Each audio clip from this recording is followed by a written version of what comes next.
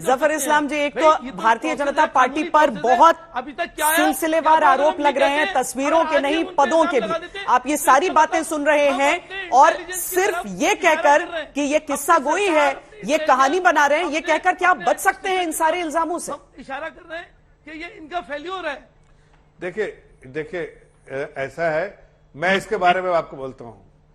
Bharatiya Janata party एक nationalist party है, देश हित में काम करती है और देशद्रोहियों के साथ सख्ती से निपटती है। यही पॉलिसी है, यही पॉलिसी पे भारतीय जनता पार्टी काम करती है, आगे भी करती रहेगी और इसमें न कोई रिवायत होगी न कोई छूट होगी। ऐसे में अगर कोई भी गलत मंशे से भारतीय जनता पार्टी के करीब भी आना चाहता है तो वो आज नहीं तो कल उसको हिरासत में होना ही है, उसके साथ कानून अपना कार्रवाई करेगी ही और हम भी उसके साथ कड़े से कड़े जो सजा होगी वो उसको दिलवाने का काम करेंगे। लेकिन अगर किसी का फोटो कोई खिंचाता है किसी के साथ, उसको जोड़ देना तार भारतीय जनता पार्टी के साथ, तो मैं ऐसे 50 फोटो निकाल दूंगा जिससे वो कह रहे हैं ना, आपकी सोशल मीडिया साइट पर था, पार्टी के एक से एक बड़े सोशल मीडिया साइट्स पर था आपके। नहीं, ऐसे बहुत सारे फोटो निकाल दूंगा जिससे समझ में आता है कि कांग्रेस और राष्ट्रीय जनता दल और इस तरह की पार्टियों का किसके किसके साथ कनेक्शन है। तो इस तरह अरे किसके साथ कनेक्शन है सबको पता है। लेकिन मैं आपको फिर से दोहरा रहा हूं कि कांग्रेस पार्टी जब भी ऐसी बात आती है, राष्ट्रीय जनता दल, समाजवादी पार्टी, ममता जी की पार्टी, इस तरह की बात आती है कि जब देश को एकजुट एक साथ खड़े होकर ऐसे संगठनों का बहिष्कार करना चाहिए, तब ये देखते हैं कि ये देश पे खड़े होने के बजाय ये उनके साथ जाके खड़े हो जाते हैं। आज जिस तरह से उन्होंने उसका साथ दिया है, जिस तरह से खड़े दिखे दुबे जी, उससे समझ में आता है कांग्रेस पार्टी ने बराबर इनका साथ दिया है, हर तरह से उनके साथ खड़े रहिए। और जब भी बैन करेंगे तो इन्हीं के वकील जाके चाहे चिदम्बरम खड़े हो जाएंगे, चाहे आपको कपिल सिब्बल खड़े हो जाएंगे, चाहे कोई और इनका बड़ा अबे दुबे जी आप रिस्पॉन्ड करिए, उसके बाद आ जाए आलोक के पास, कोर्ट में खड़ा हो जाएगा। अबे जी ये इसको गंभीरता से समझना चाहिए। केरल में national democratic front, Tamil Nadu Manila नीति परसाई, कर्नाटक में केडीएफ, इनका फेडरेशन है सीएफआई और ये भाजपा की सत्ता की सरपरस्ती में कर्नाटका में एक नया स्वरूप उसका आया है। कैंपस फ्रंट ऑफ इंडिया, छात्रों का एक संगठन काम कर रहा है इनकी सरपरस्ती में भारतीय जनता पार्टी। सीएफआई को 3 साल से बैन नहीं किया, ये रिश्ता क्या कहलाता है? एक बार कह रहे हैं चलिए रियाज अहमद अटारी या तारिक अहमद मीर जिसको टिकट दिया, तालिब हुसैन आतंकवादी है, ये तो ठीक है। सैफुल्लाह फारूक जो कि पाकिस्तान में 1 साल ट्रेनिंग लेकर आया, अजहर मसूद का शिष्य रहा, घोषित, उसको वार्ड नंबर 33 से अभी दिया टिकट भारतीय जनता पार्टी ने, जो घोषित आतंकी था उसको टिकट दिया। तो फिर देश पूछता है ये रिश्ता क्या कहलाता है? मैं फिर चुनौती देता हूं, ये प्रतिबंध नहीं लगाएंगे।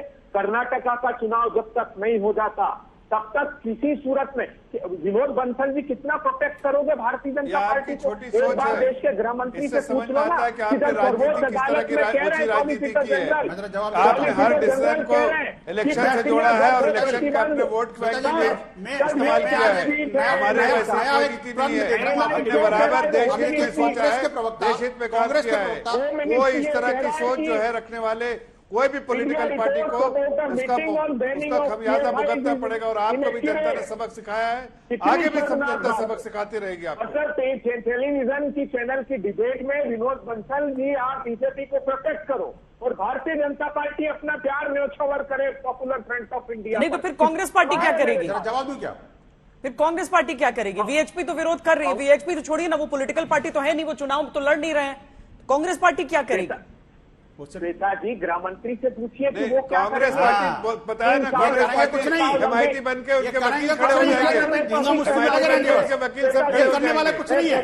कांग्रेस पार्टी भी अनुरोध करती है कि प्रतिबंध लगाइए। क्या गृह मंत्री जी कर्नाटक चुनाव से पहले आपने जितनी घटनाओं का जिक्र किया, मैं अप्रिशिएट करता हूँ आज कांग्रेस को कि कम से कम एक नेशनल टीवी चैनल पर आकर के आपने उन आतंकवादी घटनाओं की लिस्टिंग करी। लेकिन मैं कहता हूं एक कदम और आगे बढ़ो, थोड़ी सी हिम्मत करिए और हिम्मत करके एक पत्र गृह मंत्रालय को भेजिए कि भाई ये आतंकवादी घटनाएं थी, इनमें ये हुआ, अब इन पर प्रतिबंध लगना चाहिए। आप मुझे बताइए, जब वलीउल्लाह को सजा होती है, वलीउल्लाह को आजीवन कारावास होता है, तब जो है जमीयत उलमा हिंद कहता है कि हम इनकी कानूनी लड़ाई लड़ेंगे, कांग्रेस चुप रहती है। क्यों भाई? जब बेंगलोर में दंगा होता है, बेंगलोर में हमला होता है, तो उस वक्त PFI का नाम आता है, कांग्रेस चुप रहती है। जम्मू कश्मीर में जब PFI का नाम आता है, कांग्रेस चुप रहती है।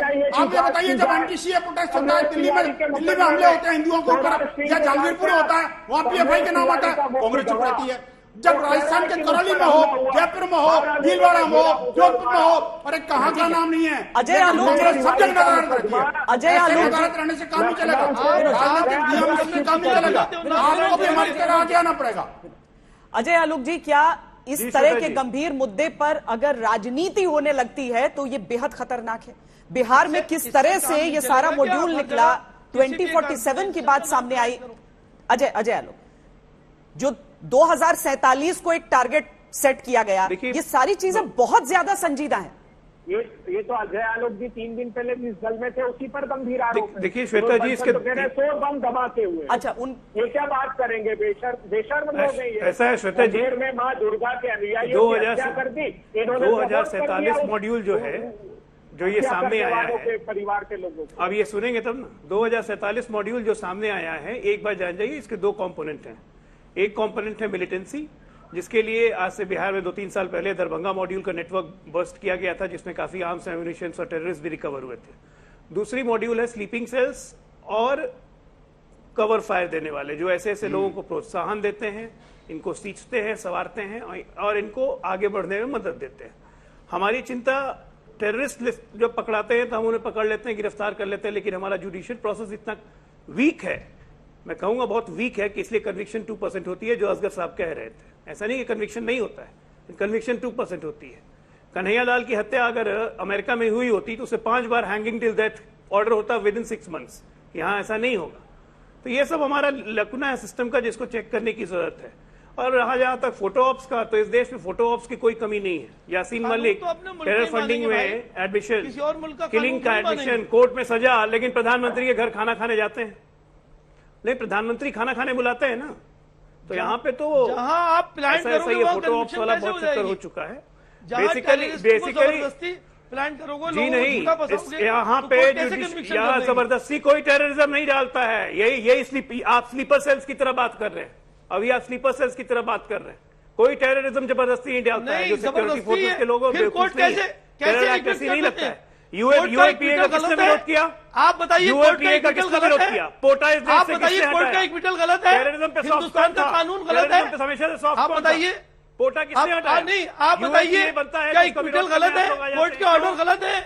हमारा कानून गलत है या कोर्ट के ऑर्डर गलत है? आप बताइए। आप लोग इसलिए मामला उठा के असगर साहब, कई बार केस कमजोर भी किया जाता है बहुत कारणों से, इसीलिए उन सब पेचीदगियों में हम न जाएं, उन पेचीदगियों में न जाएं। एक बात मैं ऐड करना चाह रहा हूं श्वेता जी, देखिए बिहार के अंदर जो चल रहा है, देखिए क्राइम रेट और जो जुडिशियल सिस्टम और हमारा जो न्याय तंत्र, उनकी बात अलग है। लेकिन आज अगर इंटेलिजेंस पे इस्तेमाल ना करें, बात करें, अपने कानून पे इस्तेमाल ना करें, लॉ एंड ऑर्डर की कोर्ट पे इस्तेमाल ना करें, क्या करें? वहां पुलिस तंत्र के अंदर और भी केसेस है, हमने भी कन्विक्शन होती है, या मर्डर केसेस है, डकैती केसेस है, वो बेहद खतरनाक है। उनमें तो सीमांत क्षेत्र, सीमांत जिले हैं, वहां से जिस तरह से इन्फिल्ट्रेशन बढ़ रहा है, वहां पर जिहादी गतिविधियां बढ़ रही हैं, और जो डेमोग्राफिक प्रोफाइल है वो तेज गति के साथ बदल रहा है। जहां हिंदू 90% थे, वहां कई जगह पर 50% रह गए। आकर को वहां पर जिस तरह से बेटियों के साथ में अन्याय हो रहा है, घटनाएं बढ़ रही हैं, हिंदुओं पर अत्याचार हो रहे हैं, कई बेटियों की हत्या हो चुकी है। और वहां पर देखिए national commission for child rights का नोटिस इशू किया,